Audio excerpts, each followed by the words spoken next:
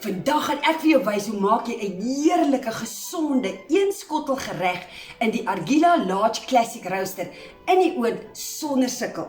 Ek het hoenderporsies hier, ek het 'n koek en koud sauce van Ina Parma, die honey en mustard, en dan 'n kraakvars groente.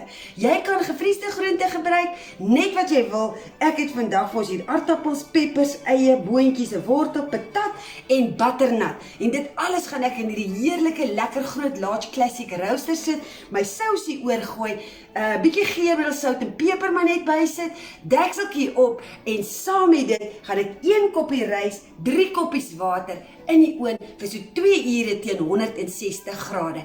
Dit kan nie makliker, dit kan nie lekkerder nie. Haal die Argila pot van jou uit en maak koningskos.